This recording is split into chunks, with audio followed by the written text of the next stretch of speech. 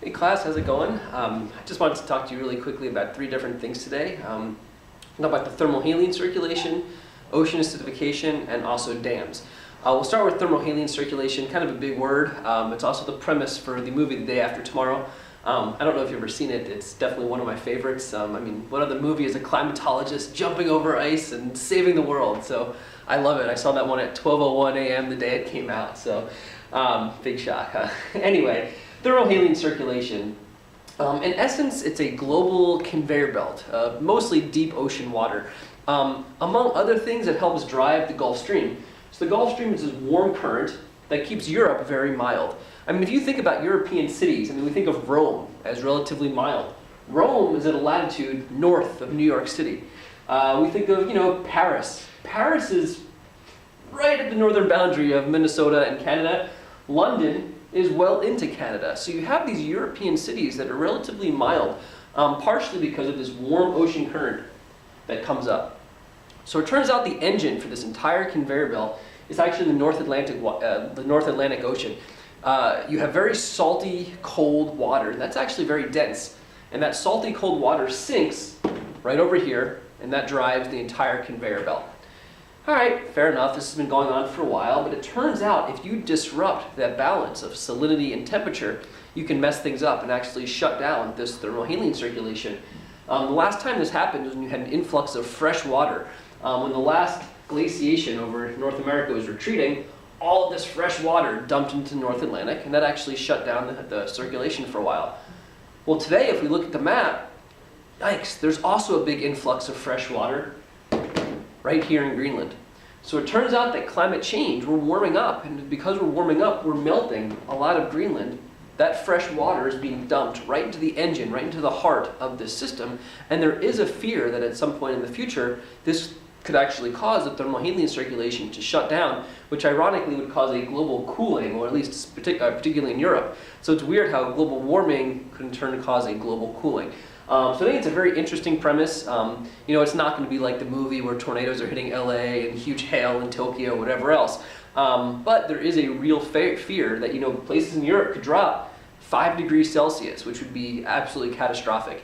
So we don't know when this is going to happen, or it might never happen. We don't know, but it is a possibility in the future at some point. So kind of scary.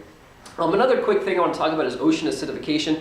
If you talk to many oceanographers, they're more concerned about ocean acidification than pretty much anything else related to climate change. It turns out that when we're putting more and more carbon dioxide in the atmosphere, the oceans absorb a lot of that. When the oceans absorb carbon dioxide, you create carbonic acid. So you can actually plot this out. The oceans are in fact becoming more acidic. That can have huge ramifications for a lot of the sea life. Think of all the coral reefs. It's basically made of limestone, and limestone dissolves very easily in more acidic water. So there's a very big fear that we could hit some sort of ocean acidification threshold, if you will, and then it could really very much damage the ecosystem. So who knows, but many scientists are extremely concerned about that. And again, it's because the oceans are absorbing a lot of the carbon dioxide that's being produced. The last thing I want to talk about very briefly are dams. Dams, very good, and in fact they can save water for places out west, have huge reservoirs, they can create energy, which is very good. One of the problems though with dams is that they mess up the ecosystems downstream.